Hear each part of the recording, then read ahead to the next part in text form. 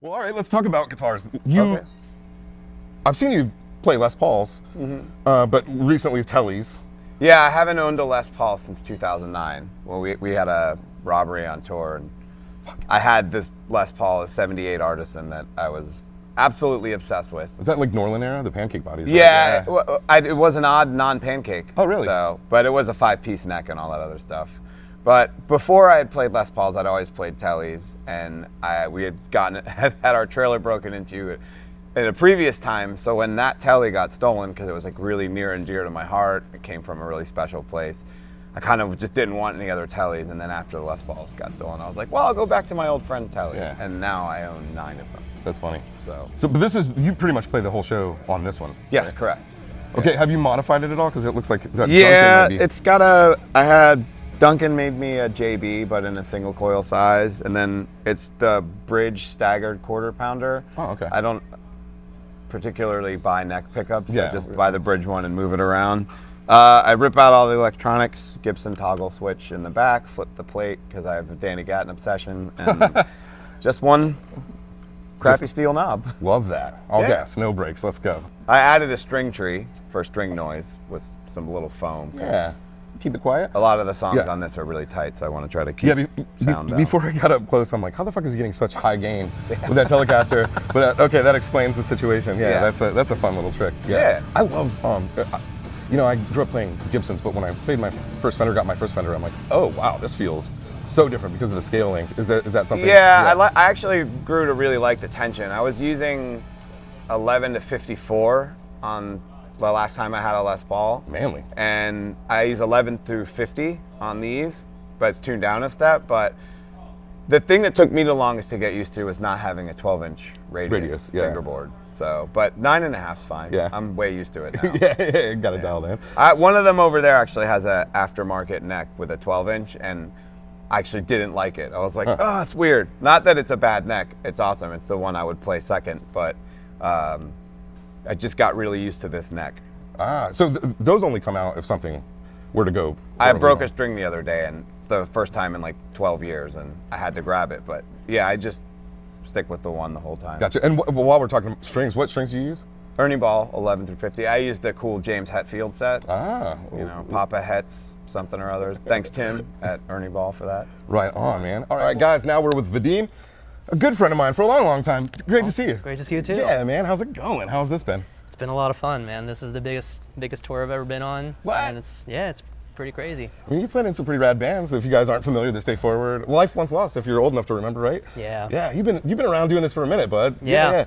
I gotta ask, like, getting ready for this tour, especially, like, how fun was it? Like, did it all like immediately come back? Just like, because obviously, I'm sure you listened to this record as much as I did when we were young. You know? Yeah, it was pretty bizarre. We did some Opposite of December shows in 2020, so that's there was right, supposed to be yeah. a 20th anniversary, so they were somewhat familiar. And then the pandemic. And then the pandemic, yeah, and then most of them we had kept in the set, so it was only just a few of them that I had to go back, and I'm one of those nerds that recorded myself playing all of the songs so that I remember how to play them afterwards, and it paid off. I was like, oh. I have to do that too. Yeah. I've like watched myself back. I wrote out tablature for myself and everything too. Total nerd. So, did you build this rig for this gig, or is this something stuff that you've just always had and been playing for a long time? Most of the stuff, I'm a creature of habit, so it's just stuff I'm used to. I did add a few new pedals. I met Dunlop MXR rep at Riot Fest, Mitch, and he suggested a couple things. I had a band member suggest a couple things. Ryan had got the carbon copy. So I've got that for a delay on top of the Walrus, the ARP87 2 delay, which I have. And then this ambient echo is really cool. It's just really nice texture pedal. So the Joshua is a great pedal. Yeah, it's really nice. And it's a pedal I wasn't familiar with at all. I just watched a demo. And so again, just, for certain parts of the set where it works. And then the rest of the, just simple chorus, simple phaser, simple tremolo. Just I don't do anything too bizarre. Well, so. And most of the December stuff is pretty straightforward. Yeah. There's not a ton of modulation happening on that record. Yeah. All right, well, cool. We'll dive back into this in a second. You're playing mainly this Telecaster, right? This is kind of your number one. Yeah. Tell me about this. This looks like a fancy one. It's not too old. I got this in the early 2000s, and it's sort of just been kind of my go-to guitar. Ryan had recommended to swap out the Seymour Duncans because that's something that he uses, and Sure. it's a little bit of like a better tone for the Poison Well for the more chuggy Sure. stuff. Because I think a lot of people when they see Telecasters being used for heavy music, they're like, "What the? This isn't really the guitar for it." But we make it work. It's funny because especially in Nashville, it's like Teletown, and people kind of shit on you here if you have a humbucker in your Tele.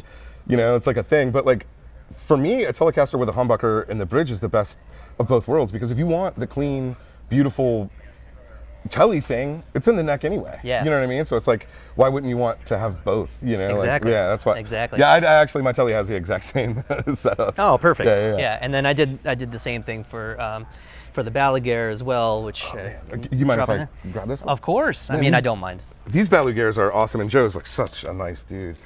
Yeah, so I mean, he knew that I played Telecasters, and so the body is kind of modeled Yeah. a Telecaster. I think it's actually a bow from Seosin. I think he designed, or maybe it's his signature model, but they never put this on the line, so this is kind of like a one-on-one. Oh, like a one of one-off. one, yeah. Is this Yeah. roasted maple, this neck? I don't even know. Yeah, Not it's sure. beautiful. I love the access here for the truss rod. That's so convenient. Yeah, And then what Duncan is in here? Again, I think that's something that Ryan kind of put in Gotcha. there, something to fit. So I don't even know. Are you like switching? Or are you pretty Yeah, much? so this one I'm using for D standard, and then this one I'm using for drop C, and it's basically just kind of to not be playing the same guitar the whole Sure. time, and just to have a quick guitar change. Yeah, that's fun. What strings are you running? So I got 50s on there, and then I have 48s on here. They're Diodarios. Yeah, these things are sick, dude. I love the belly scoop and everything. Yeah, got to send a shout out to Joe. Yeah, right on.